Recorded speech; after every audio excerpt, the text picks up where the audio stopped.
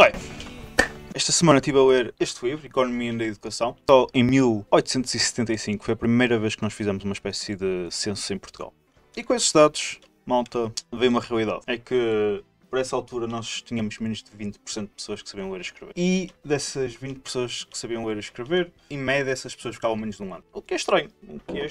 Porque este tipo, Platão, já para aí há 2.500 ou 3.000 anos atrás, era fundamental que o Estado tivesse uma participação ativa na educação logo do início. Portanto, passado 3.000 anos, obviamente que nós todos já conseguimos perceber como é que isto funciona. Temos uma boa educação, certo? Não. Na última semana ainda há 150.000 alunos sem professor. E o que é mais interessante é que há 2 semanas atrás havia o dobro disso. Portanto, primeiro, props, foram 150.000 professores arranjados assim numa semana, mas claramente nós não temos isto bem feito. E quando falamos de educação temos que falar de família. Family. Quando falamos de educação também temos que falar do grupo socioeconómico, os nossos amigos, os nossos colegas, com quem nos damos, os nossos peers e também a escola, não é? Onde nós estudamos, as condições das salas, mas os professores, a quantidade de professores. E também temos que falar o que é que o governo pode fazer na educação neste gráfico. Já é a segunda vez que eu vos vou mostrar este gráfico. E não vai ser a última. Vocês estão a ver aquela barrazinha ali a cinzento. Aquela barra ali a cinzento é mais ou menos a época do Estado Novo. Houve ali uma evolução. Nada pra fazer. Saramago, apesar de muitos e muitos defeitos e apesar de ter feito coisas horríveis, uma das boas coisas que, pelo menos ele começou, foi o plano dos centenários. Foi a primeira vez que nós tivemos uma política a sério em Portugal de expandir a educação. Depois tivemos o 25 de Abril e com o 25 de Abril nós começámos mesmo a sério a ter políticas de educação pública em Portugal e por causa disso nós começámos a ficar muitos mais anos em média na escola. Vamos falar de PISAs. Mas não esta PISA. Esta PISA. São métricas e exames feitas em termos internacionais com vários países para tentar perceber o quão bons são estes alunos internacionalmente. E Portugal começou a participar em 2000 e nós tínhamos resultados um bocado maus. Felizmente nós apercebemos disso e começámos a melhorar algumas coisas. E de facto as coisas começaram a melhorar em Portugal.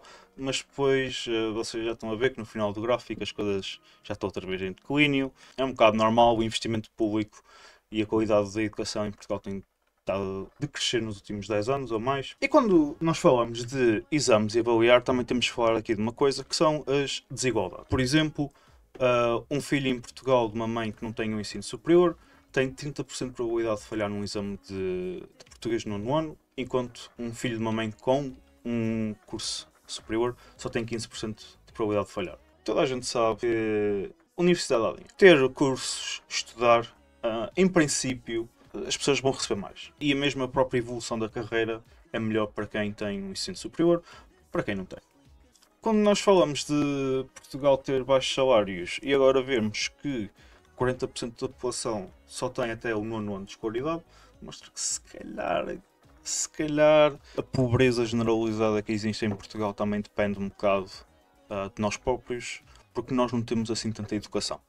Podíamos ter investido na educação muito mais cedo, mas isso é uma outra história para outra altura. Começámos tarde e estas são agora as consequências que temos que ter. E já agora, este Portugal tem um desequilíbrio imenso em termos de gerações. Portanto, se nós olharmos agora para a malta que tem 20, 30 anos, 40 ou 50% dessas pessoas já têm um ensino superior. Enquanto que olhamos para o pessoal com 70, 80 anos, só para aí 10 ou 20% é que tem. As regalias de ter uma licenciatura e ter um mestrado estão a cair em Portugal, portanto, em termos comparativos com quem só tem um secundário. E temos que ver, porque a produtividade depende das nossas escolas, dos nossos ensinos. Contudo, em Portugal, por acaso, tem-se visto que mais ensino, mais pessoas com concursos, não se tem traduzido para mais produtividade.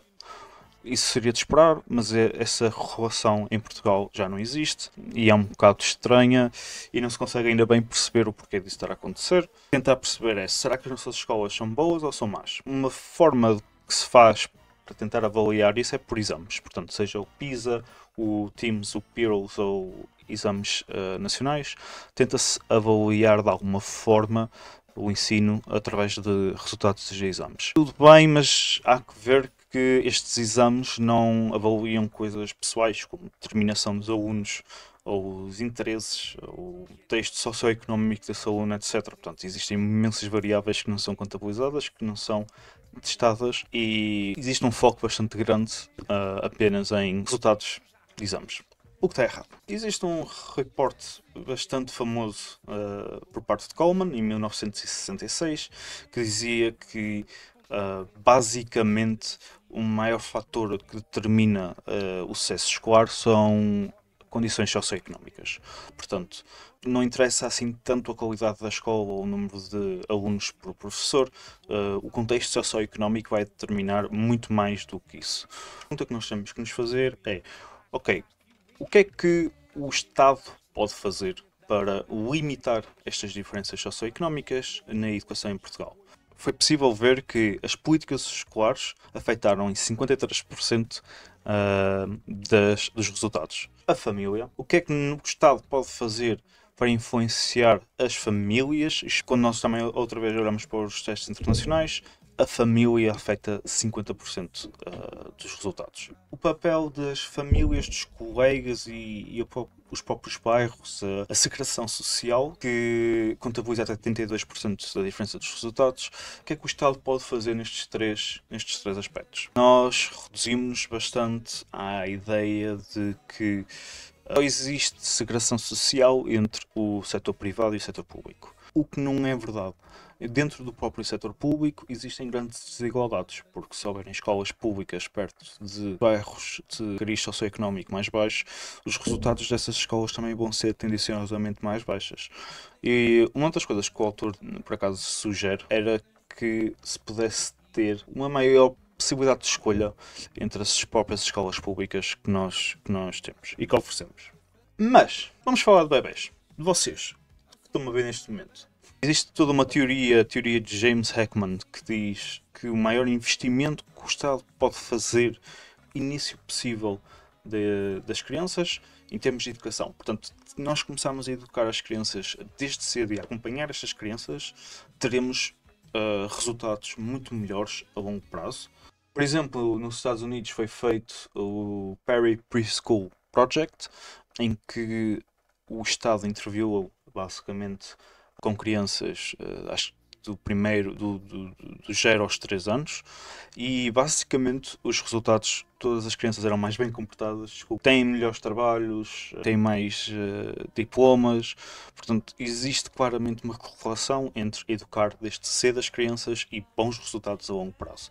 Portanto, o Estado sem dúvida tem que fazer isso, como projetos como, por exemplo, o Reach Up, Jamaica, em que um grupo de adultos ajudam famílias na educação. Na Irlanda veio o Preparing for a Life, em que existe visitas aos pais para dar apoio, até na gravidez.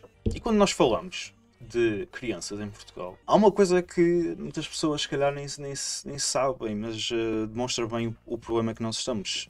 Nós só temos uma taxa de cobertura de creche de 50% em Portugal. Ou seja, se nós pegarmos em todas as crianças neste momento em Portugal que têm entre 0 a 3 anos e nós quisermos metê-las numa creche, nós só temos vagas para 50% dessas pessoas. E depois ainda temos que considerar o fator de haver vagas desproporcionalmente dependendo das regiões geográficas que existem no país. Portanto, se há uns slides eu disse que era bastante importante o Estado interagir nos primeiros anos de um bebê, o que é que nós estamos a fazer neste momento? Não estamos a dar um apoio. Que só 3 em cada 10 crianças é que têm acesso à creche. Mais um economista, desta vez há no Shrek, vamos lhe chamar o Shrek, olhou também para a forma como os recursos são investidos na educação. Não vale a pena despejar demasiado dinheiro para a educação de uma forma cega, sem haver uma estratégia clara, com uma missão clara daquilo que nós queremos na educação, e que só assim é que podemos ter investimentos sérios. Depois temos as crises. Nos Estados Unidos, com a crise de 2007, houve muitos programas que foram cortados. Os resultados foram bons. Porquê? Porque os custos que não foram reduzidos foram os custos estruturais. Aqui é que são o problema. Porque os outros programas que cortaram, programas que davam mesmo um incentivo à educação e que melhoravam as coisas. Falando sobre um dos aspectos mais fundamentais do investimento, que é o número de alunos por professor, houve uma experiência, o STAR Experiment, Tennessee, que reduziu o número de alunos nas turmas e os resultados foram bons, obviamente.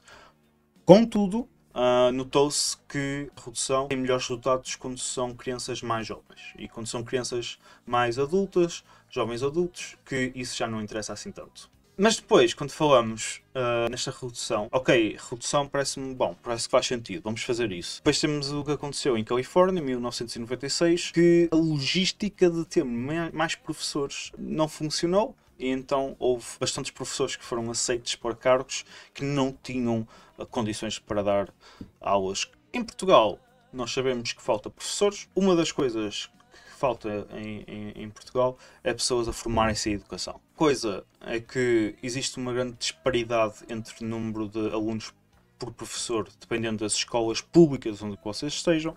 Existem alunos de 6º ano que às vezes só têm 18 alunos, turmas com 18 alunos, e outras turmas com 25 alunos.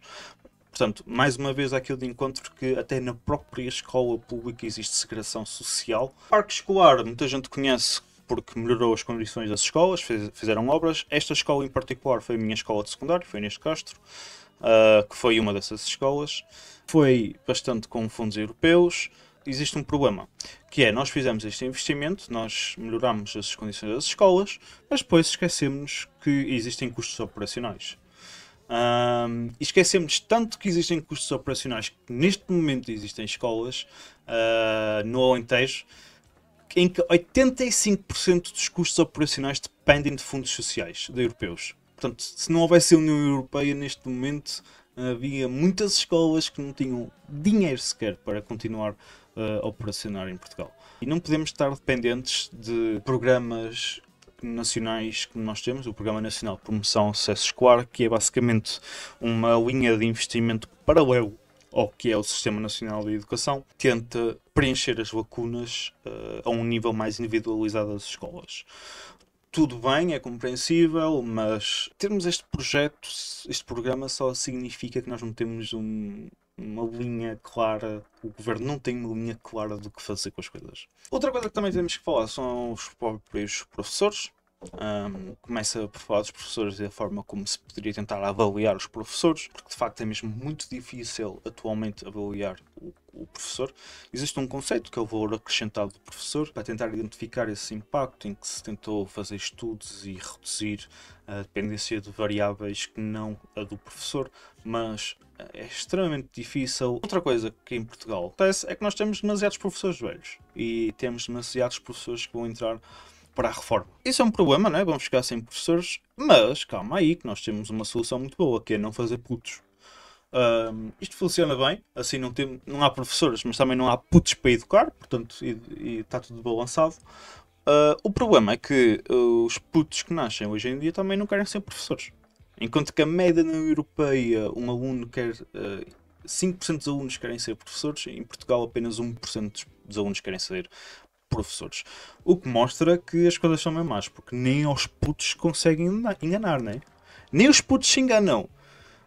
Não queres ser professor, tens regalias, e os putos, não me apanham. Não me apanham. Agora deixem-me jogar Hot Wheels. O que é que nós podemos fazer para ter mais professores e melhores professores? Podemos aumentar os salários. Isso é uma das medidas a curto prazo.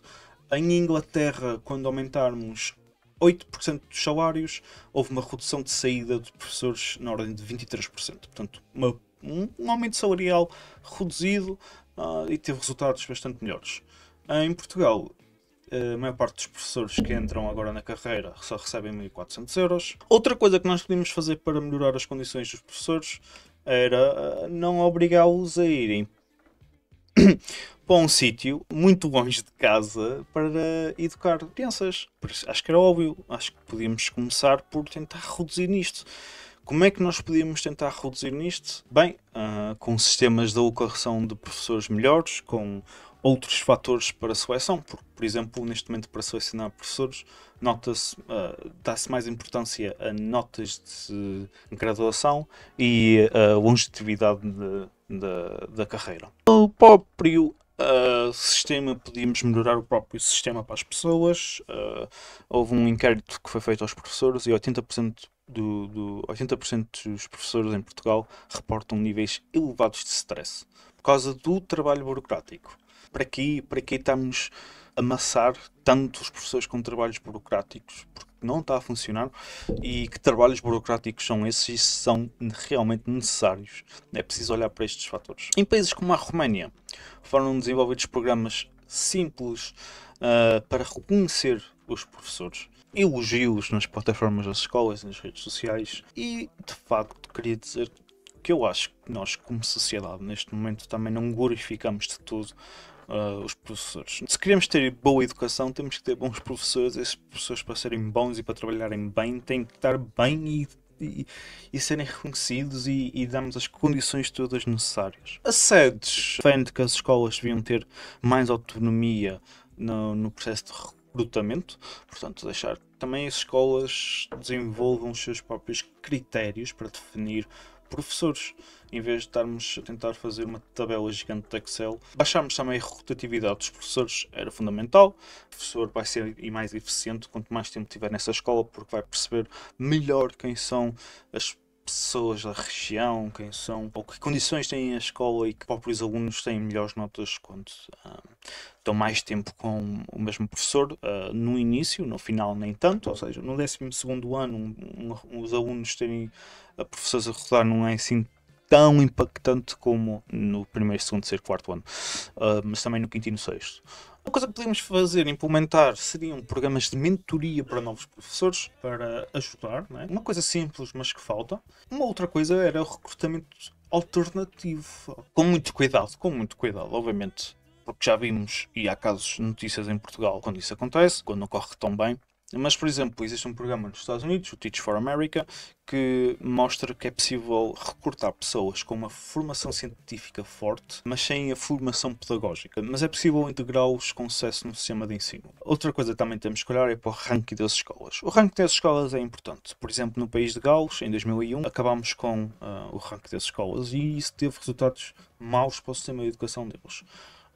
Claramente existe uma necessidade de haver uma comparação entre escolas para que haja uma melhor escolha, para que haja um feedback às práticas decorridas nessas escolas. Portanto, se uma escola tem mais práticas, é natural que depois o feedback dessas más práticas sejam menos pais com vontade de meter lá os alunos.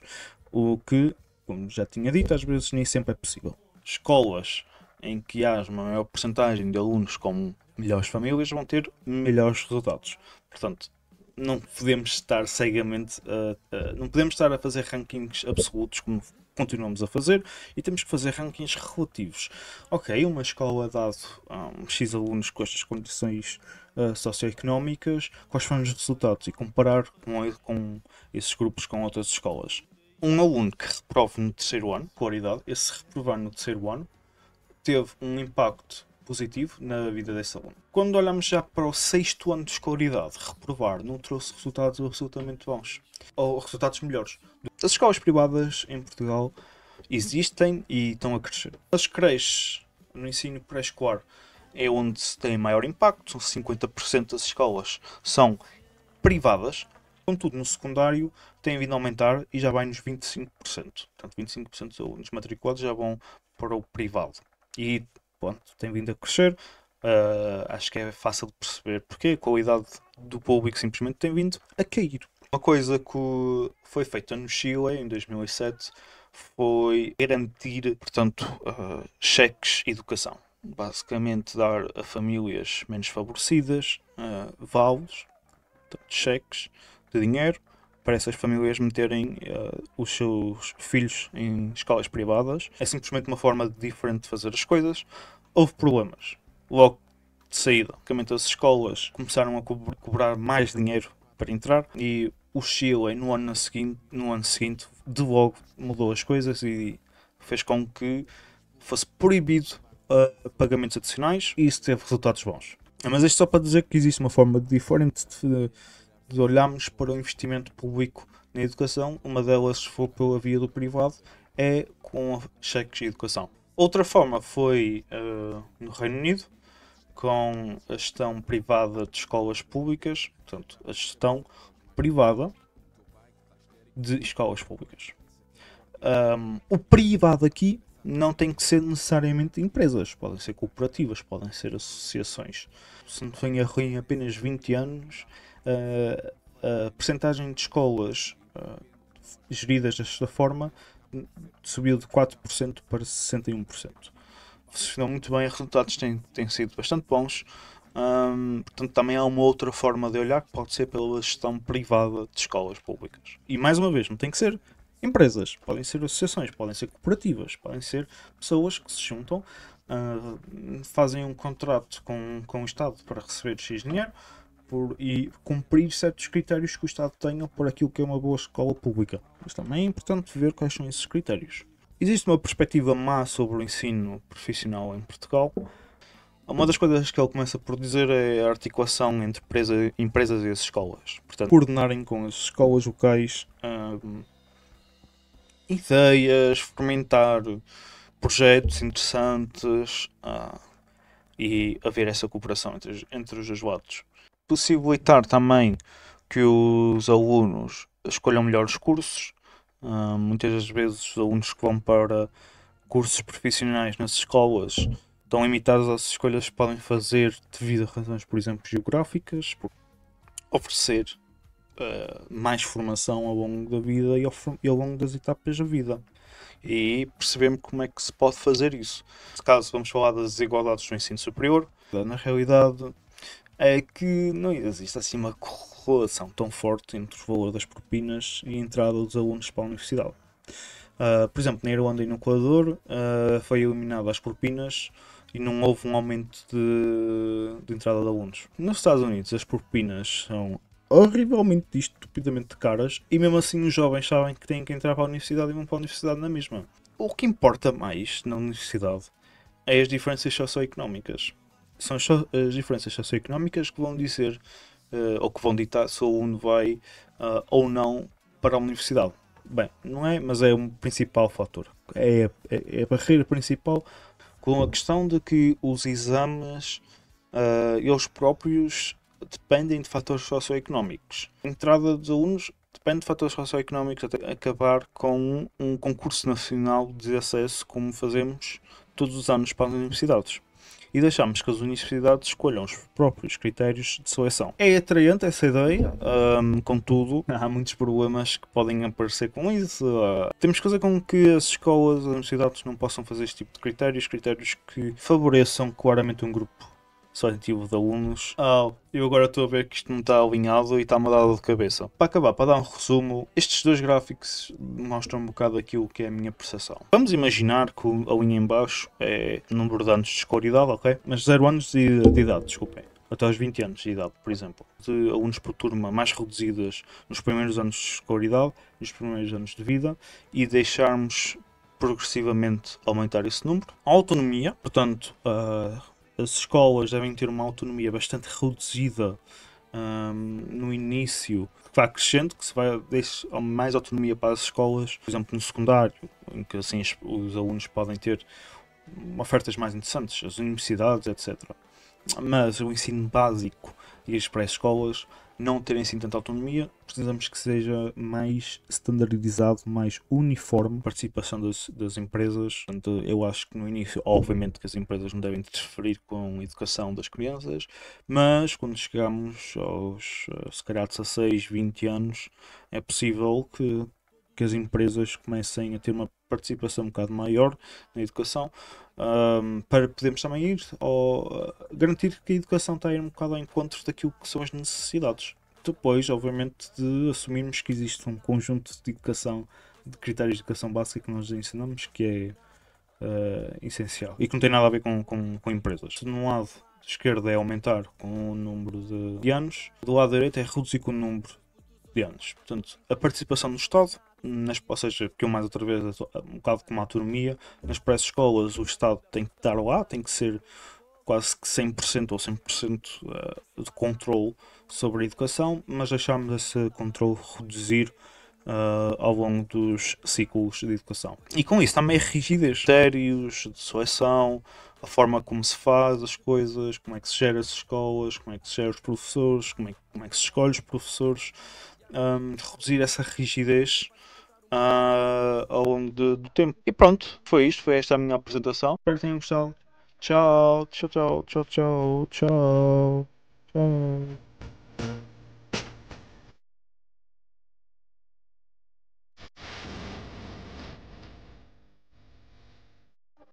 Queres ter comando? Quero. Vai e cumpre o teu dever.